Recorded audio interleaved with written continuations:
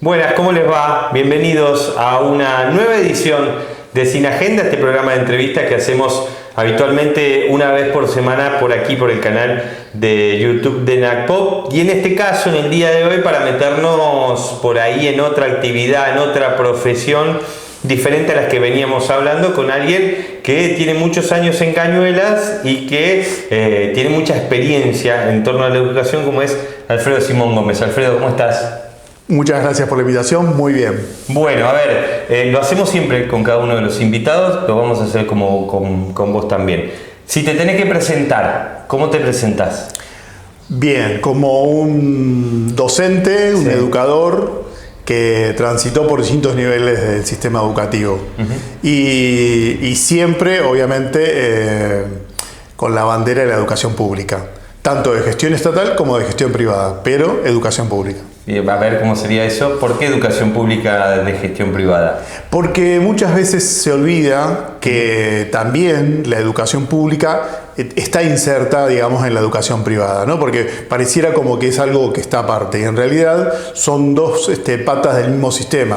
Nuestra educación en Argentina es pública, por lo tanto todos los contenidos que se desarrollan tanto en la escuela de gestión estatal como en la de gestión privada tienen que ver con diseños curriculares que son universales para los dos tipos de gestión.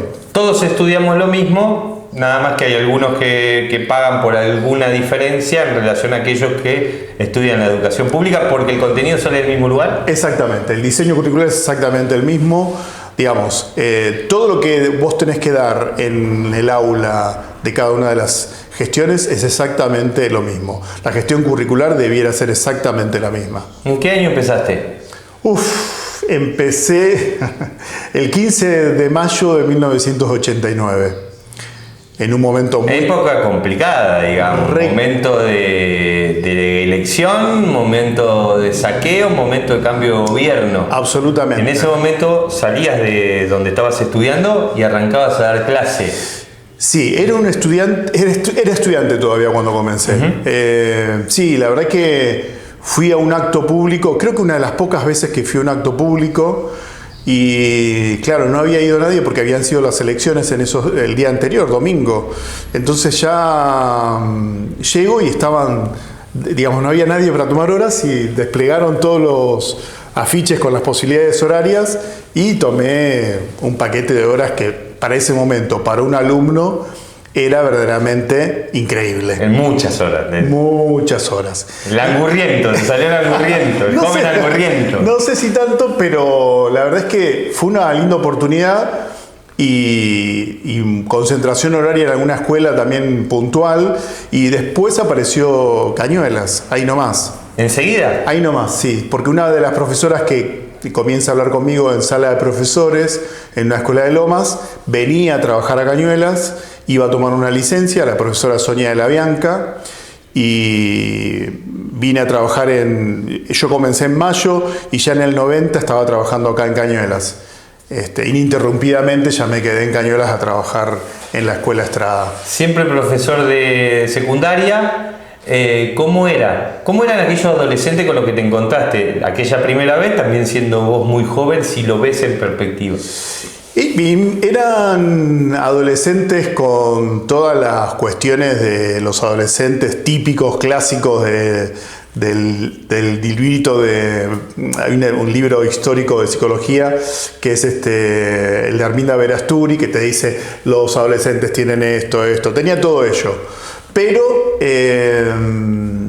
sí había una cuestión respecto del oficio del estudiante que tenían los chicos de Cañuelas. Fíjate vos que cuando yo llegué, si había alguna hora libre, la escuela le permitía a los estudiantes salir en esa hora libre y luego volver al edificio escolar. Hoy eso sería impensado. Creo que tiene que ver con una dinámica institucional de una escuela que era bastante chica, y también con un oficio del estudiante que generaba cierta responsabilidad, ¿no? Te dejo salir, después volvés Y nada, me parece que desde ese lugar había una idea de ser estudiante, digamos, con una mayor responsabilidad, pero que también tiene que ver con la idea de pertenecer a una institución escolar pequeña.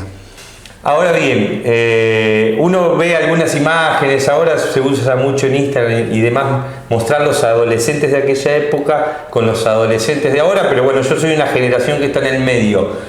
Los adolescentes de aquellos que arrancaste en la década del 90 vos, yo soy del 2000 y hoy ya estamos más acá en el 2020. ¿Se fueron aniñando? ¿Se fueron volviendo más chicos? Aquellos eran personas más grandes, con más responsabilidades, con otro pensamiento y con el tiempo nos fuimos haciendo más hijos de papá y de mamá. Está buena la observación. No voy a romantizar esa adolescencia, pero sí ahí me parece un grado de responsabilidades hacia los otros distinta.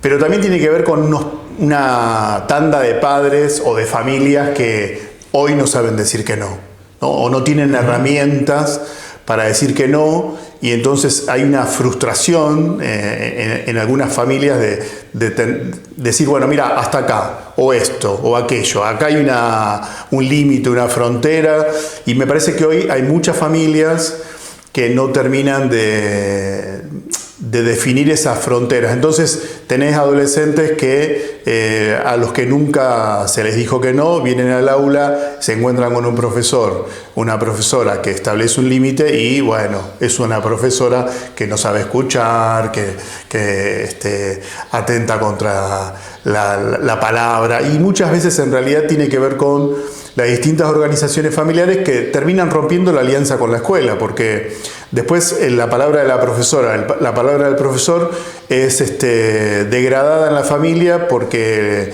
la alianza se rompió, ¿no? Esto que todo el tiempo los profesores y las profesoras tienen una palabra disminuida, o en la casa se dice, pero ese profesor no tiene la razón. Entonces, si la familia en la casa ya dice que el profesor no tiene palabra, bueno, imagínate, el pibe escucha eso, viene a la clase y... Pero sacaste 2 o 3 disparadores ahí. ¿Por qué crees que se corrieron los límites? ¿Por qué hoy nos cuesta a nosotros como padres mucho más decirle que no a los chicos que lo que nos decían a nosotros?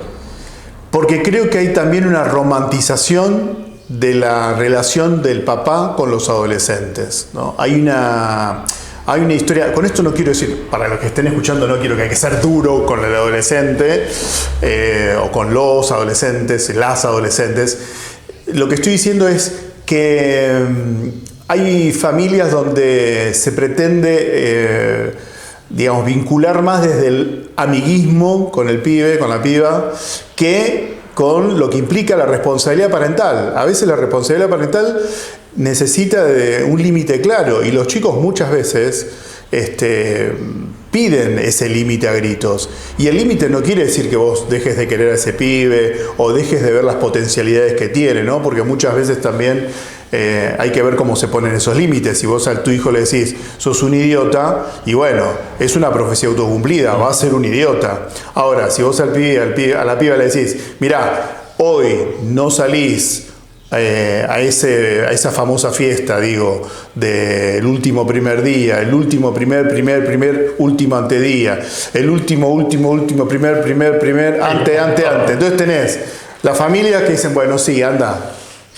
Y no hay un adulto que asista, que contemple la posibilidad de decir, bueno, ¿por qué tenés que ir quebrado a esa fiesta?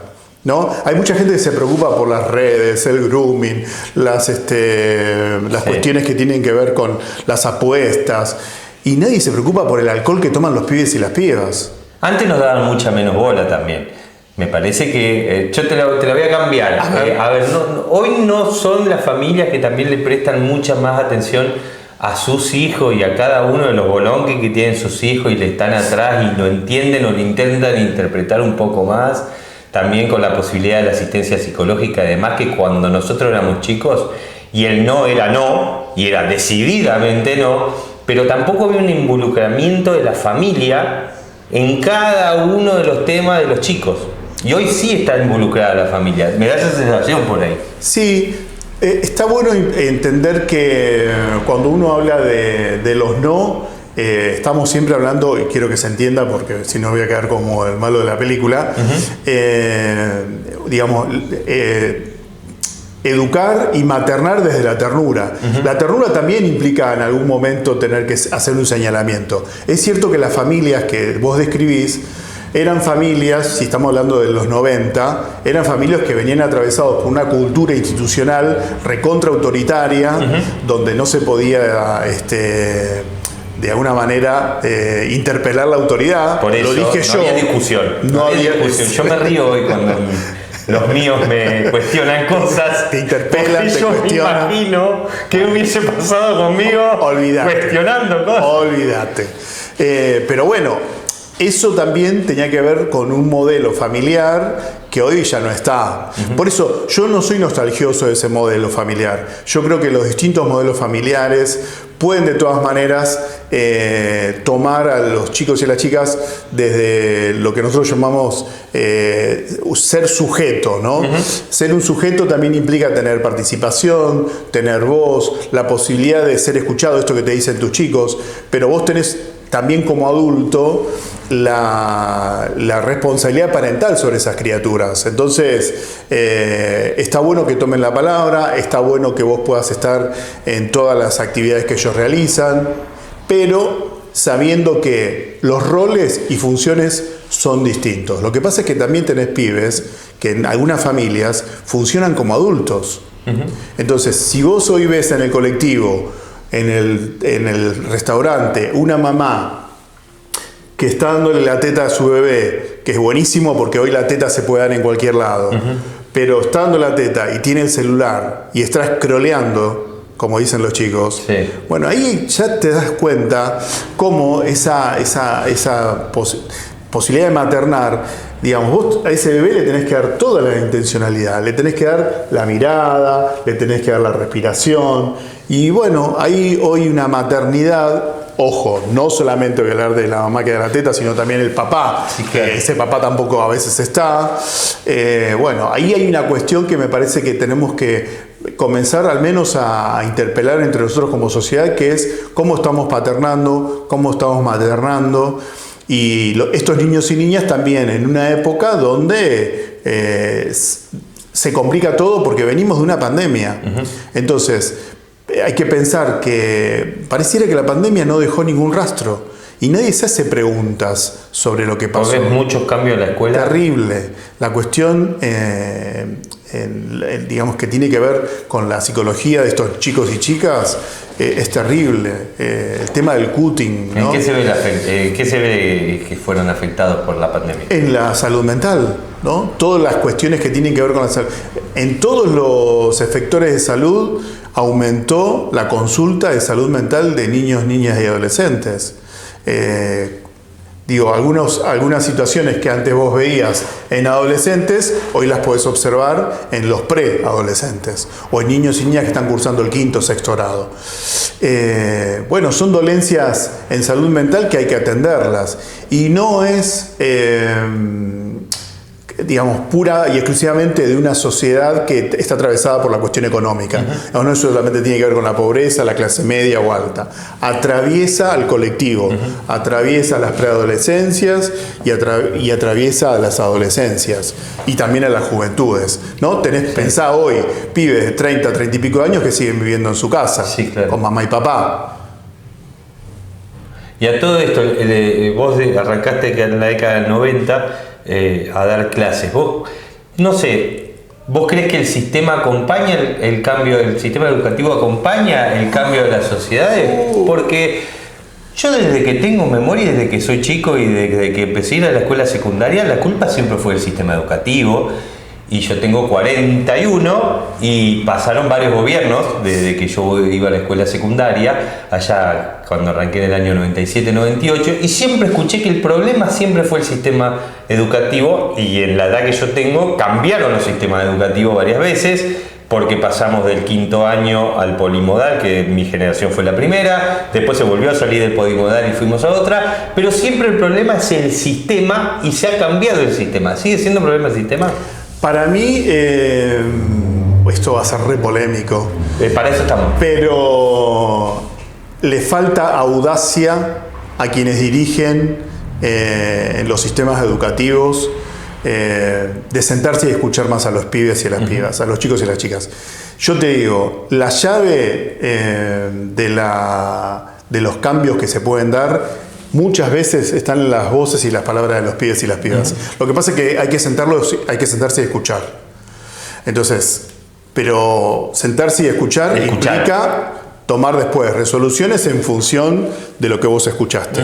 Yo voy a ser autorreferencial, ahí me van a sacar el cuero también, el narcisista Simón, pero estábamos frente a 600 pibes en un Zoom y largábamos algunas consignas y después esas consignas veíamos que para abajo esa consigna se pueda cumplir con todos los equipos, los preceptores, la jefa de preceptor, los profesores, los jefes de departamento, los ayudantes de laboratorio y el director. Me ibas a cruzar en la escalera. O sea, no me sentaba en el escritorio a llenar y rellenar planilla, información, datos. ¿Para qué tanto datos si después no se toman algunas resoluciones? Estimo también que se ha avanzado un montón en el sistema. Estoy hablando de la secundaria específicamente. Sí. De hecho, ahora hay un cambio del régimen académico que me parece excelente, pero yo insisto que todavía creo que falta audacia. En ese marco, el otro día leí que la Ciudad de Buenos Aires prohibió los celulares en la escuela por ese tipo de cosas. Ahora, si yo soy un pibe de 14, 15 años, que tengo redes sociales, que tengo el canal de YouTube, que tengo el celular en la mano, que tengo una tablet, que tengo una notebook, o que por lo menos tengo un celular. Para esos pibes hoy, ¿la escuela no es aburrida? Obviamente. Porque, digamos, no incluyen a la tecnología con la que el pibe está constantemente todo el día. En este caso, el gobierno de la ciudad decide sacar los celulares y a ese pibe que está hiper recontraestimulado, vos lo querés sentar con un libro. A mí me da la sensación, o por lo menos te lo pregunto, si no es llevarla a la escuela que sea más aburrida aún, no hay incorporación de la tecnología. Yo creo que, primero que no hay que prohibir, diría Nelia Curone. Un día pusimos, un auxiliar puso un cartel donde estaban las bicicletas, prohibido dejar las bicicletas para que no ensucie el mosaico de la escuela. Y llega Nelia Curone, a quien amé profundamente, y me dice, Simón, prohibido prohibir. ¿Cómo? ¿Dónde está ese cartelito? Fui, lo buscamos, hablamos con el auxiliar, pusimos un cartel proactivo. Creo que prohibir no sirve. Vos tenés que conversar, tenés que persuadir, tenés que convencer, que es vencer con el otro, a los pibes, a las pibas, decir, bueno, ¿por qué ahora el celular no? ¿Y por qué sí el libro? ¿Qué potencialidades tiene el libro para esta hora de clase? Y vos tenés que armar ahí la convivencia con esos chicos y chicas. Es cierto que hay lugares en el planeta que hoy están diciendo, entran y dejan el aparato en unas cajas.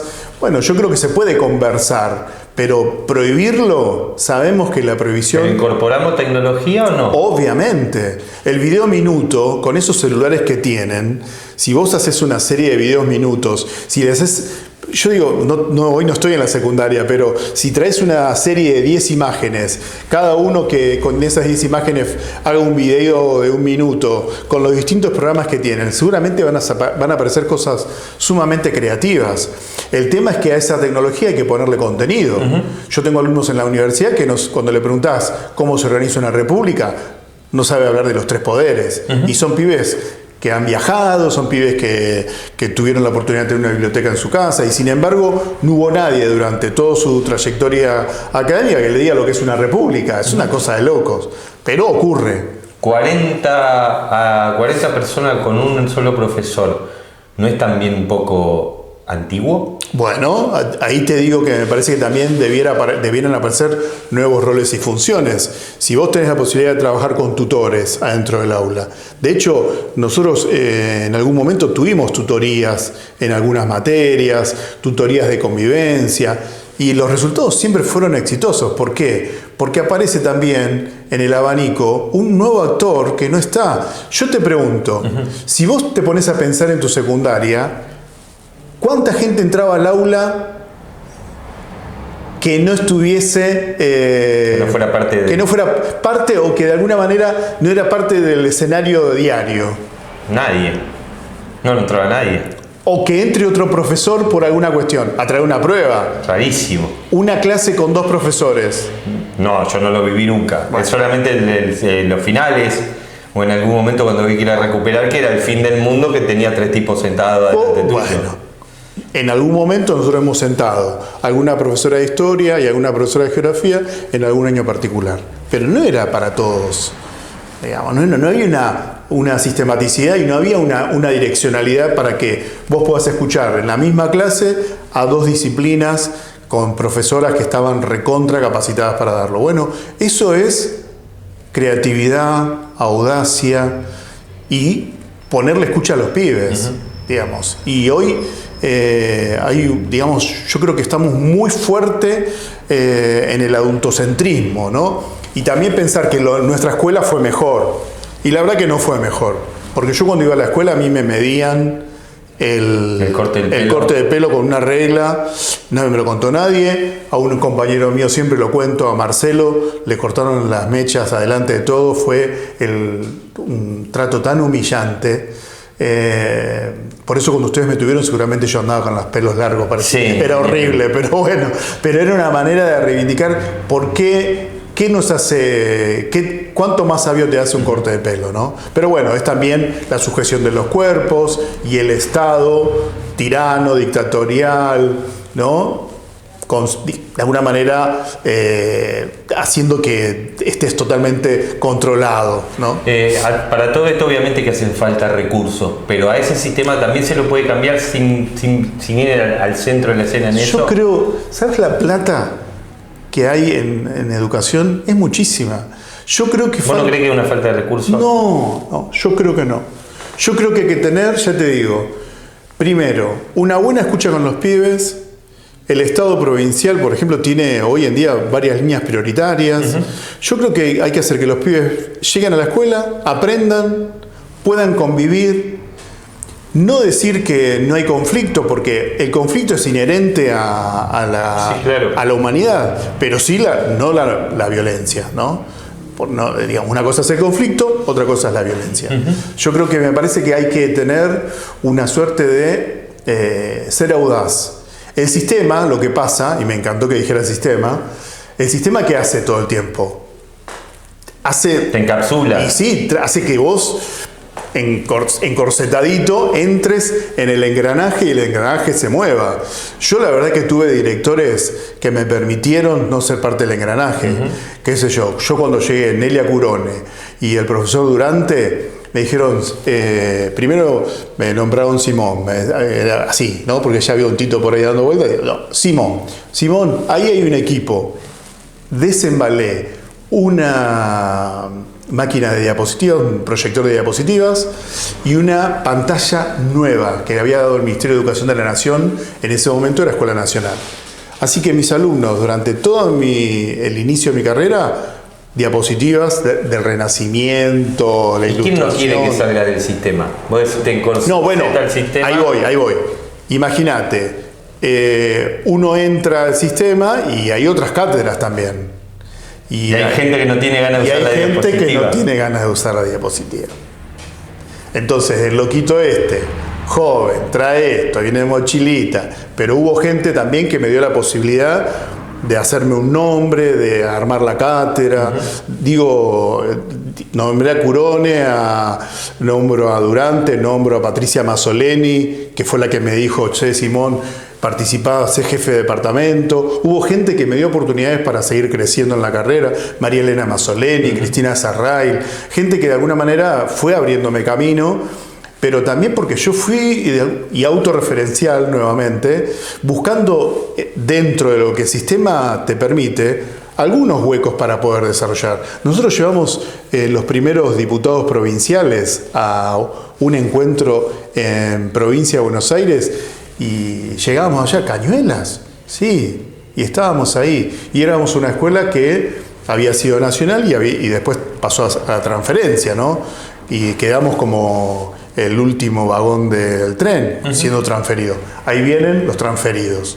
Bueno, vos decís eso de la Escuela Nacional. ¿Ese cambio afectó a la escuela? Absolutamente. Porque perdió recursos. Porque la Escuela Nacional también tenía algo. Van a decir, uno dentro del sistema. Sí, van a decir. Simón Gómez siendo Simón Gómez de vuelta. Otra vez para el Blanqui. Tenía mucha autonomía. Entonces hoy vos tenés gente, directivos, esto también va a ser polémico, que todo el tiempo piensan, a ver qué va a pasar. ¿Qué va a pasar? ¿Qué va a pasar? Entonces... Pensando en política, decís vos. No, ¿qué va a pasar en la estructura orgánica? ¿Qué me va a decir mi superior jerárquico? Digo, y entonces pensando mucho en la rosca chiquita, en la política interna del lugar donde trabajan. Exacto. Por si lo baja, por si lo suben, por si consigue otra cosa. Si me ven bien, si me hacen un acta. A mí más de una vez me dijeron, mire Simón, si usted no hace tal cosa, le vamos a hacer un acta. Hágala que la firmo en disconformidad. Si yo tengo argumentación, ¿no? Sí, la argumentación siempre es que los pibes, las pibas, los chicos, las chicas aprendan, vengan a un lindo lugar.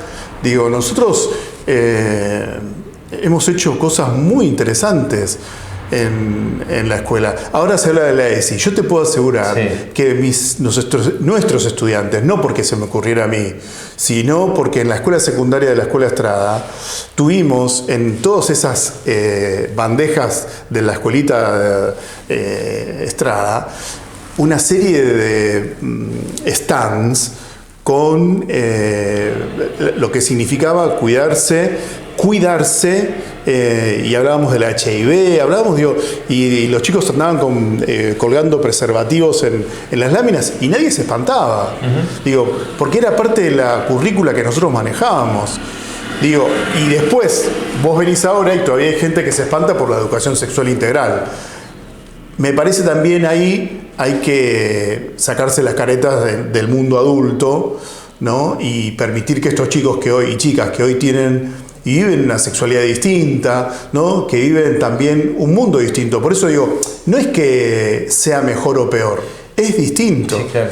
Y desde esa diferencia o desde esa alteridad vos tenés que construir. Para construir con ellos, tenés que escucharlos. Hace poquito se dio también la discusión, para mí más mediática otra cosa, sin ser tan importante, pero se centró al gobierno de la provincia de Buenos Aires como el impulsor de la no repitencia en esta discusión que se daba de cuántas materias se podían llevar y cuántas no. Y también, bueno, hay un sector de la sociedad que también apunta a un libertinaje porque no quieren que repitan más y toman todo un poco para la chacota, digamos, cuando se intenta explicar o hablar de cómo le afecta la personalidad a aquel que puede repetir. Vos cuando ves todo eso, ¿qué análisis haces? El primer análisis que hago es que no hay una buena comunicación de lo que implica la repitencia hoy. La repitencia hoy es distinta a la tuya, a la mía. Los pibes, ¿qué necesidad tenés que volver a cursar las 8 materias, 10 materias que tiene? Ahí me parece que el sistema fue audaz porque dice, vamos a hacer que la materia que hoy este chico no pudo acreditar, la acredite en otro tiempo y en otro espacio. Eso me parece revolucionario, pero no es que no va a repetir. Va a tomar el espacio curricular que no acreditó y lo va a tener que acreditar. Eso es el sistema encorsetándote cuando te discute que no querés hacer repetir a alguien. Exactamente. O cuando te dicen, no, los chicos nos piden que pasen. Eso es mentira. El que firma una libreta y le dice al pibe, ¿aprobaste? Y si ese chico no sabía, lo que está haciendo es mentirle a ese pibe que sabe. Entonces, a mí nunca me pasó. ¿Por qué digo que a mí nunca me pasó respecto de cuando firmás la libreta, vos acreditás que todos los conocimientos que diste, el pibe lo sabe? Ahora, si vos el pibe te dicen, ay, nos tenemos que aprobar porque hay que hacer muchos informes. Hola, llamado al profesor, es tu trabajo. Si te piden 10 informes, tenés que hacer los 10 informes de por qué ese chico no aprobó. Sí, claro. Entonces, no, porque si no tengo que mandar nota a los padres, y eso se llama democratización de la evaluación. Vos tenés que avisarle al adulto responsable de esa criatura si está yendo por acá o no está yendo por allá, si está trabajando o no está trabajando.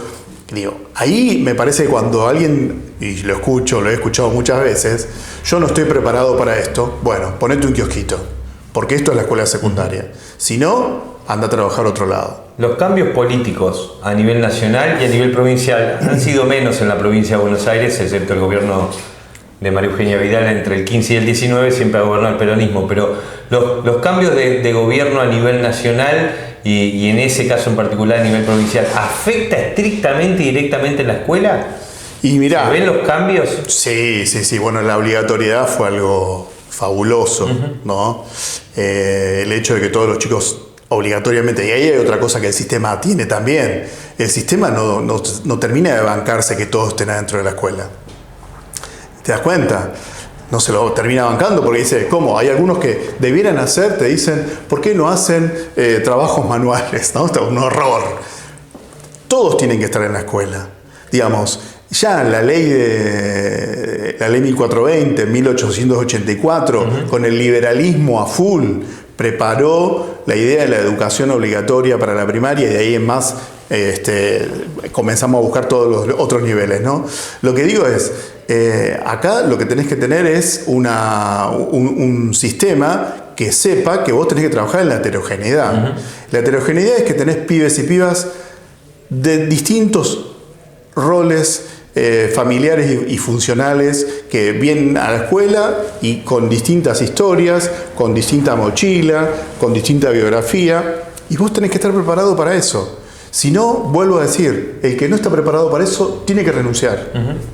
Hoy tenés un presidente y un espacio político al que él pertenece que no cree en la ESI, que tiene críticas con la comunidad LGTB, que tiene una mirada completamente diferente o conservadora de otro tiempo ante todo ese tipo de cosas. Que haya un presidente, un gobierno que tenga ese tipo de pensamiento, ¿pega de lleno a los pibes? ¿Hay un cambio en el día a día en las escuelas con ese tipo de mensaje que baja de la máxima magistratura que tiene un país?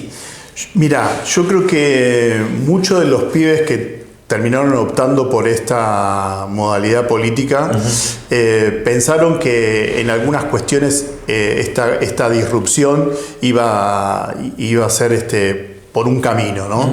Y ahora vemos que no solamente van por el camino económico, sino van por todo. Y además hasta podemos observar cierto revanchismo, ¿no? Respecto a algunas situaciones, con respecto a algunos colectivos que vos decís, pensábamos que estaba saldado y que todavía hoy esta gente pone en discusión. Yo creo que, me parece que si las primeras magistraturas dejan de tomar en cuenta a estos colectivos o dejan de tener presente que estas leyes son leyes fundacionales para el siglo XXI, la ley de educación, digamos, es fundacional. Tener una obligatoriedad en la escuela secundaria es fundacional. Y si no le interesa, desfinancia programas que tenía el Ministerio de Educación de la Nación respecto al acompañamiento de las trayectorias. Esto que te digo, las tutorías, era un dinero que venía para fortalecer a las escuelas. Hoy no está. Van a tener que tener creatividad las escuelas para que esto ocurra. Pero bueno, la verdad es que si desde las máximas autoridades y sacando un ministerio y creando una secretaría, ya te das cuenta los roles que van ocupando dentro del organigrama institucional y el descreimiento que se tiene en la educación pública, ¿no? Lo estamos viendo con lo que pasa con las universidades. Yo creo que esto es peor o es anterior a 1916. Digamos, este pensamiento actual. Sí. Es peor que incluso ese periodo, porque desde 1853 hasta 1916 todos los presidentes que tuvimos fueron elegidos por fraude, el famoso fraude patriótico, el voto cantado. Vos preguntás a muchos pibes y pibas qué es esto y no lo conocen. Me pasa en la universidad cuando los chicos comienzan a hablar. ¿En la universidad no saben? No, llegan. ¿Y por qué pasa eso? Llegan porque me parece que hubo algún recorte en el medio, ¿no? Pensando que los chicos, esto que vos decías, ¿no? El aburrimiento, ¿no? La pedagogía del aburrido. Yo creo que hay que ser permanentemente un creador de contenidos para la escuela secundaria donde vos puedas hacer, no digo ponerle a todo brillantina, sí, pero sí hacerlo atractivo. un disparador. Si vos tenés un docente que se sienta en la clase, bueno chicos, vamos a ver. No, vos tenés que estar en el aula y eso lleva mucho esfuerzo. También entiendo que para tener a veces un buen sueldo, el profesor tiene que tener, ¿no?, varias horas y demás. Si bien ha cambiado, la verdad que ha cambiado, lo ves en los parques automotores de las escuelas, otra cosa polémica. Cuando yo llegaba en el 51, cuando yo llegaba en el 51, ¿entendés? Vos veías en la puerta de la escuela, no estaban todos los autos que hoy vos ves. Sí, vos vas a decir, ¿qué no puedo comprarme un auto, Simón? Sí, pero en otro momento los docentes que estaban en las escuelas era imposible pensar que iba a tener un 0 kilómetro. Y después del 2003 eso lo vimos, lo vi yo siendo director de una escuela.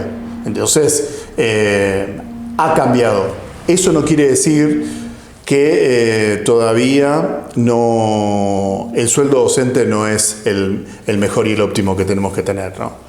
Me parece que siempre se puede más. Volviendo a lo de las universidades que decías vos recién, yo creo que es un problema de ahora, pero también era un problema de antes. Uno va a la facultad y se encuentra que está, en la mayoría de los casos, excepto aquellos chicos que tengan un nivel intelectual por arriba del común o tengan una dedicación por arriba del común, yo por lo menos hablo de mi experiencia, yo cuando llegué a la escuela, a la universidad, me di cuenta que no sabía nada, que estaba lejos de la base para poder entrar a una universidad y poder estudiar por lo que había pasado por la escuela secundaria. Y yo me egresé en el 2002. Perfecto. Me egresé en el 2018. Perfecto. Está bueno lo que decís. Pero yo te pregunto, ¿pero tenías el oficio de estudiante? Sí, que terminé una carrera, empecé otra. Hola. ¿Y está mal empezar una carrera y terminar y empezar otra? No, bueno, pero... No, antiguamente... El mínimo de base que te pedían... El oficio de estudiante. No había. El oficio de estudiante. Porque vos los contenidos... No quieres salvar tu gestión. No. Yo hablo del oficio. Yo creo que el oficio de estudiante estaba garantizado. También vos te diera ganas de seguir estudiando. Exacto. El oficio de estudiante. Saber cómo armar una carpeta, cómo armar un programa, cómo tomar saber cuál es el índice de un libro. ¿Entendés? Parece una cosa muy sencilla. Y con esto no le estoy tirando palos a los profesores y a las profesoras que hacen una actividad fabulosa. Pero a veces les falta agallas para ser más creativos, ¿no? Para romper esa pared. Digamos, si vos tenés yo entro a un curso, no me lo contó nadie.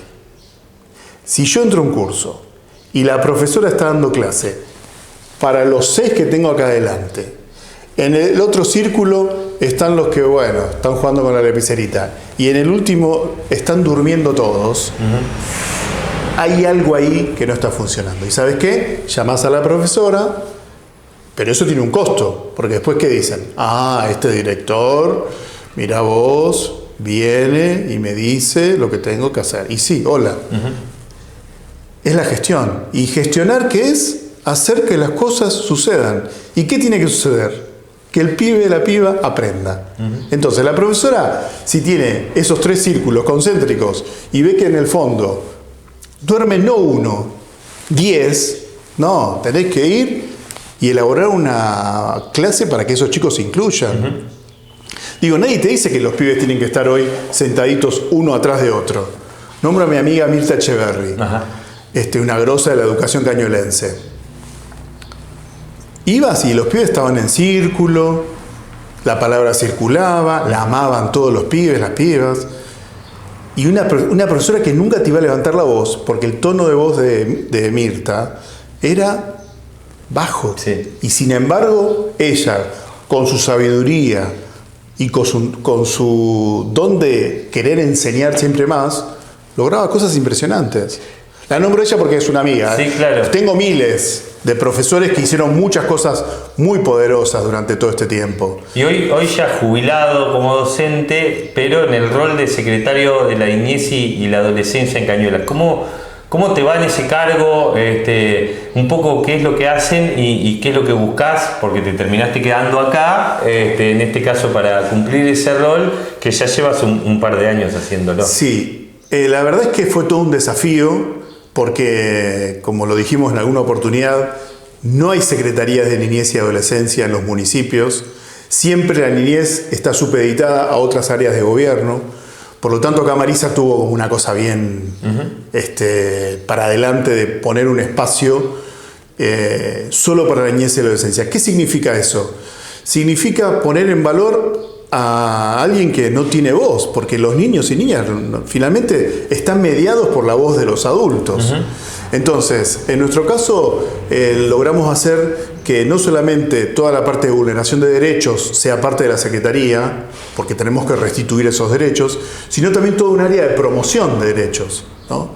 En el área de promoción de derechos logramos estar en la Ciudad de los Niños y Niñas de Francesco Tonucci, en el Programa Provincial de Decisión Niñez, en la posibilidad de llevar adelante el fortalecimiento comunitario, de tener un consejo de niños y niñas, un consejo de adolescentes. Tuvimos un consejero del paraje La Noria en el Consejo Nacional, otro era cuando estaba la CENAF. Hicimos ahí una serie de situaciones y armamos cuestiones que sin tener esa estructura era imposible armar. Que hay desafíos, obviamente, ¿no? Tenemos desafíos para seguir ampliando. Lo que pasa es que Cañuelas es un territorio sumamente extenso. Entonces como que vamos abrazando en la medida que nosotros también podemos dar respuesta, porque una de las cosas que sucede, y todo que está en el Estado lo sabe, es que vos avanzás con una propuesta, inmediatamente viene a una demanda, y vos tenés que estar preparado para satisfacer esas demandas, ¿no? Entonces, lo vamos haciendo escaladamente, ¿no? Y a medida digamos, que aparezcan proyectos que permitan la elaboración de esas estrategias que uno tiene, donde la estrategia es que aparezca la voz de los chicos y las chicas, que aparezca obviamente esa participación, que aparezca la corresponsabilidad de todos los efectores. No es que hay un niño, le toca niñez. Hay un niño atravesado por la educación, atravesado por la salud, atravesado por la justicia, otro tema para un programa especial, digamos. Entonces, desde ese lugar nosotros creemos que estamos haciendo algún tipo de comienzo de la punta del ovillo, con mucho para hacer seguramente, pero instalando también la idea de que el niño y la niña tienen que tener en los organigramas municipales un espacio de referencia puntual. Hoy hablabas que la pandemia impactó de lleno en los adolescentes. Esta realidad económica que se ha agravado en los últimos años y todo lo que viene pasando, ¿impacta en tu secretaría? ¿Ustedes lo ven en la situación de las familias? Sí, impacta porque inmediatamente la pobreza aparece, digamos. Hay situaciones que las familias no pueden resolver algunas cuestiones, por ejemplo, con el tema de la vivienda. Familias que tuvieron que sacar a sus niños y niñas de las escuelas privadas y enviarlas a las escuelas públicas de gestión estatal. Hay una serie de situaciones que van apareciendo y además la cuestión económica inmediatamente aparece en el humor de las familias. Alguien que por ahí resolvía un conflicto dialogando, hoy capaz que lo resuelve de otra manera. Bueno, y sabemos que eso hoy nosotros no lo podemos sostener de ninguna manera, ¿no? El cuerpo del niño es suyo, propio, y nadie tiene que ni golpearlo, ni gritar, pero también aparece la violencia económica, que también es una de las violencias que puede ejercer el adulto hacia las infancias. Bueno, desde ese lugar nosotros creemos que sí va a afectar. Tenemos armado igualmente un andamiaje para poder atender esas situaciones. Tenemos psicólogas, por ejemplo, que están trabajando específicamente el tema bullying. Tenemos algún equipo que solamente está dirigido hacia una de las localidades. Hay estrategias que realizamos con el equipo de ir mirando todos estos matices que van apareciendo. La verdad que hasta ahora podemos abrazar toda esta situación, bueno, obviamente porque tenemos ahí a Marisa, tenemos al gobernador que también, bueno, acabamos de inaugurar un centro de desarrollo infantil que habrán visto las imágenes, es soñado, digamos, acá había 5 espacios de primera infancia y hoy ya tenemos el Centro de Desarrollo Infantil en el barrio San Ignacio, tenemos el Jardín Maternal San Gabriel en San Esteban, estamos abriendo una nueva casa del niño, hay un CDI que está preparado para funcionar en Uribe Larrea, digamos. La verdad que Marisa, al cierre de su gestión, va a duplicar los espacios de primera infancia al término de su gestión. Y eso es voluntad política, ¿no? Y no solamente porque piensa en los niños y las niñas, sino también porque hay una idea de que los niños y niñas son sujetos de derecho y que el adulto que tiene que ser el mediador de su palabra en el Estado, ¿no? Entonces, no es que es un regalo, digamos. Muchas veces hablábamos de proteger a los niños y niñas. No hay que proteger a los niños y niñas, hay que proteger sus derechos, ¿no? Bueno, ahí sale el cartelito, pondría el no a la baja, pero eso también es para otra entrevista también mucho más larga. Alfredo, muchas gracias por tu tiempo. Bueno, a ustedes por la invitación. Alfredo Simón Gómez en una nueva edición de Sin Agenda. Nosotros la seguimos la semana que viene.